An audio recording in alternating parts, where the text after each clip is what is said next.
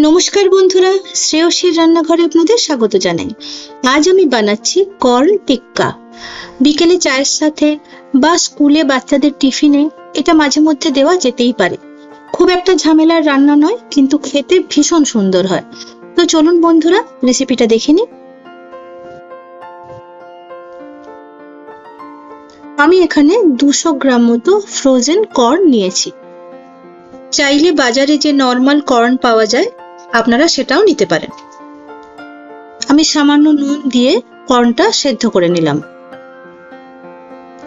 সেদ্ধ করে নিয়ে জল ঝরিয়ে আমি একটা বাটির মধ্যে নিয়ে নিলাম।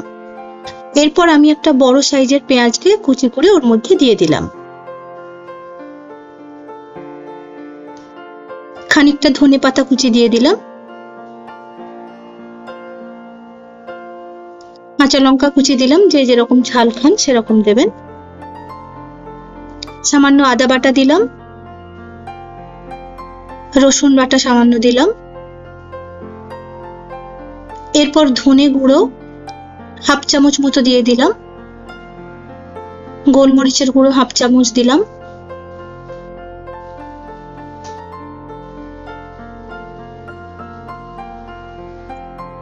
হাফ চামচ চাট মশলা দিলাম, আর খুব সামান্য গরম মশলা দিলাম।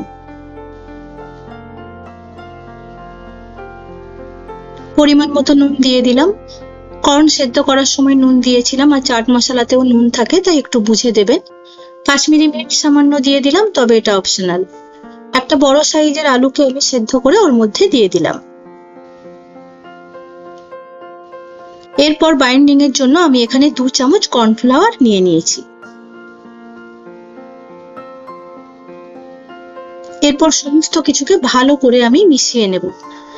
কিন্তু আমার কোথাও মনে হলো যে আলু একটু কম পড়েছে, তাই আমি আরেকটা ছোট্ট আলু ওর মধ্যে দিয়ে দিলাম। সমস্ত কিছু ভালো করে মাখিয়ে হাতের চেটোতে একটু তেল নিয়ে টিক্কির আকারে গড়ে আমি এগুলোকে ভেজে নেব। একবার বানিয়ে দেখবেন, খুব ভালো খেতে লাগে।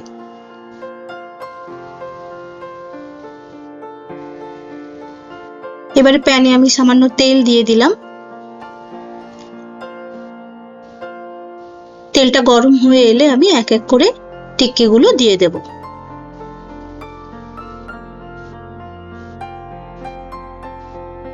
খুব বেশি সময় লাগে না রান্নাটা। বাড়িতে কেউ গেস্ট এলেও এটা দেওয়া যেতে পারে। একদিকটা ভালো করে ভাজা হয়ে গেলে উল্টে দেওয়া হবে। গ্যাসের ফ্লেমটা মিডিয়াম রাখবেন, নাহলে পুড়ে যাবে। এইভাবে আমি 2 থেকে 3 বার উল্টে পাল্টে নিয়েছি।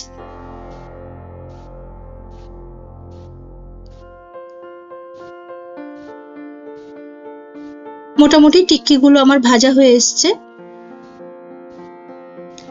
যদি আমার রান্নাটা আপনাদের ভালো লেগে থাকে তাহলে চ্যানেলটি সাবস্ক্রাইব করতে ও ভিডিওটিতে একটি লাইক দিতে ভুলবেন না। রান্নাটা যদি কোনোদিনও আপনারা বানান তাহলে কেমন লাগলো অবশ্যই তা কমেন্ট বক্সে এসে জানাবেন। সবাই ভালো থাকবেন। ধন্যবাদ।